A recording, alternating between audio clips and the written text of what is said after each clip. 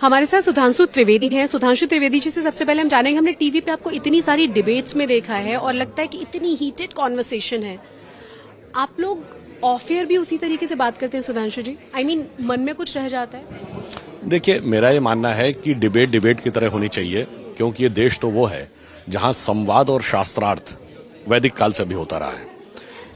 तो कटुता नहीं रखनी चाहिए, परंतु आजकल कुछ दुर्भाग्य से ऐसी परिस्थितियां हो गई हैं कि डिबेट के अंदर भी मर्यादा का अतिक्रमण होता है और उस कारण से कटुता का भाव कहीं ना कहीं बाहर भी रहता है। मैं अपनी तरफ से किसी के प्रति यह भाव नहीं रखने का प्रयास करता हूँ। मुझे पर्सनली समझ में ये नहीं आता कि आपसे तिलक से लेके, टीका से लेके, कुंभ से लेके, अर्धकुंभ से लेके नासा तक की बातें हो सकती हैं। I mean, आप बहुत ज्यादा पढ़ते हैं। सामने वाला जो गेस्ट है वो हमेशा पूछता है कि मेरे साथ बैठने वाला कौन है। मतलब मैं कितना बोल पाऊंगा? नहीं, ऐसे ही बचपन से थोड़ा अलग अलग विषयों में रुचि रही, तो इस कारण से पढ़ते रहे। मदर फादर दोनों प्रोफेसर थे, तो थोड़ा पढ़ाई का वातावरण भी रहा, तो इस कारण से स्टडी करने से over a period of time बहुत सारी चीज़ों के बारे में, और इंटरेस्ट भी है मेरा इन सब चीज़ों में। इसका फायदा मिलता है आपको? आपको हमेशा लगता है कि बहुत ही कॉन्फिडेंस के साथ आप किसी भी सब्जेक्ट पे कहीं पे भी बात कर सकते हैं? थोड़ा मेरा अंतर ये भी है कि जब तक मैं किसी विषय पे कॉन्फिडेंट नहीं होता हूँ तो मैं उसके ऊपर बात करना अवॉइड करता हूँ। क्योंकि आंकड़ों के साथ आप जब बात करते हैं, क्योंकि आंकड़े हों या फैक्ट हों, क्योंकि कई बार आंकड़ा सही फैक्ट को बताता है नहीं, वो भी इम्पोर्टेंट है। तो फैक्ट और आंकड़ा दोनों होना चाहिए। तो जैसे जो मैं बचपन से आगे बढ़ा, तो संघ की विचारधारा और भारतीय जनता पार्टी की विचारधारा से मैं लॉजिकली कन्विंस होता चला गया, और इसलिए मैं ग्रेजुअली इस तरफ आया। एज अ पॉलिटिशियन हम बहुत सारी चीजें आपके बारे में जानते हैं। पर्सनल लाइफ के बारे में आप क्या करते हैं, या पूरे दिन सिर्फ पॉलिटिक्स से टाइम ही नहीं मिल पाता?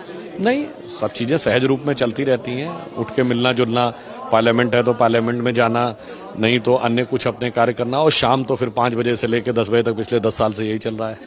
तो शाम तो हमारी बुक ही रहती है। तो इसलिए कभी कभी हमारे साथ समस्या क्या होती है कि हमारा दिन 4 साढ़े 4 बजे ही खत्म हो जाता है। पर्सनल इंटरेस्ट, पढ़ने में शौक जो आपको बहुत लगता है कि बहुत मजा आता है आपको वो काम करने में, पढ़ने में, या फिर कोई और हॉबी जो आप बताना चाहेंगे? पढ़ना, साइंस की कुछ किताबें पढ़ना, वो भी जो फंडामेंटल साइंस की हों, चाहे फिजिक्स की हों, केमिस्ट्री की हों, कुछ दर्शन की पुस्तकें पढ़ना, और विशेषकर भारतीय दर्शन, वेदांतिक दर्शन, इस ढंग की चीज़ें पढ़ने में थोड़ा रुचि आती है। फिल्में देखते हैं? ज़्यादा नहीं देखते, मगर जिसको देखते हैं तो बड़ा गहराई से देखते हैं, मतलब उसके अंदर भी। इसीलिए मुझे इस बात की कभी कभी प्रसन्नता होती है।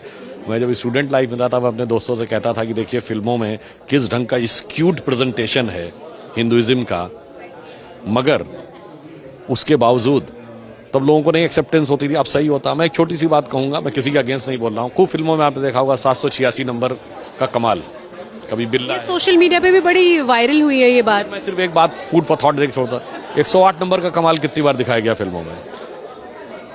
बस मैं दर्शकों के विवेक पे छोड़ता हूँ, बस इतना ही पर्याप्त है बताने के लिए कि नंबर गेम में भी अगर कभी 786 कल्याण करता था तो 108 भी तो कल्याण करना चाहिए था। और उसके बारे में इसीलिए लगातार आप बात कर रहे हैं। इसलिए मैं कहता हूँ, कई बार मैं जब फिल्मों को भी देखता था तो इस ढंग से देखता था। नॉर्मली फिल्म को देखने में हमारा इंटरेस्ट थोड़ा कम रहता था, मगर जब भी हम फिल्म को देखते थे तो थोड़ा इस, और ऐसा नहीं, मैं बहुत सारी फिल्मों को देखा, पुरानी फिल्मों को भी देखा, तो मैं उसको थोड़ा क्रिटिकली, जैसे आपने देखा होगा मैंने कई बार ये बोला कि चाहे 1957 की फिल्म मदर इंडिया हो, तो उसमें जो विलन सुक्खी लाला है, वो जब नरगिस पे रेप अटेम्प्ट कर रहा तो उससे पहले देवी माँ की आरती उतारता है। तो 1985 की फिल्म राम तेरी गंगा मैली हो, तो जब हीरोइन बनारस के घाट पे पंडित जी से मदद मांगने जाती है तो रेप का अटेम्प्ट करते हैं। और 2010 की फिल्म दबंग हो तो दिखाया जाता है कि उसका विलेन छेदी सिंह जब चुलबुल पांडे को मारने का हुक्म देता है तो हनुमान जी की मूर्ति के सामने दंड बैठक कर रहा होता है। अब ये सिर्फ संयोग है, इसलिए मुझे बचपन से लगता था। तो कभी, और कला के साथ साथ बाद में मुझे धीरे धीरे पढ़ने में पता चला, जब वेस्टर्न लोगों की, ये बड़े बड़े देशों की कॉन्स्पिरेसी क्या थी, इंटेलिजेंस एजेंसीज क्या कर रही थी, भारत के इंटेलेक्चुअल एस्टेब्लिशमेंट को 70 के दशक में कैसे, तब मुझे समझ में आया कि ये किस एक्चुअली बहुत प्लान्ड वे, बड़ी योजना का हिस्सा था।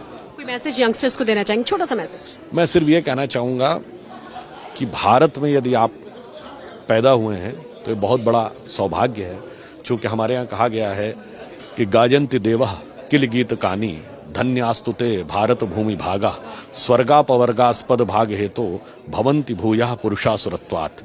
अर्थात वह भारत भूमि धन्य है जहां देवता भी जन्म लेने को लालायित रहते हैं और स्वर्ग और अपवर्ग के समस्त सुखों का भोग करने के बाद भी मनुष्य रूप में जन्म लेना चाहते हैं, क्योंकि यह मोक्ष भूमि है। यदि यहाँ जन्म लिया है तो कम से कम अपने ग्रंथों को, वेद पुराण उपनिषद को पढ़ के जाइए, अन्यथा आपकी स्थिति होगी कि हीरे की, फिर लास्ट में आपकी स्थिति क्या होगी कि तूने रात गवाई सोए के और दिवस गवाया खाए, हीरा जन्म अमोल था कौड़ी मोले जाए। Thank you so much. मतलब आप सौभाग्यशाली खुद को समझिए भारत में जन्म लेने के बाद, कम से कम। बहुत बहुत शुक्रिया एक बार फिर से। धन्यवाद।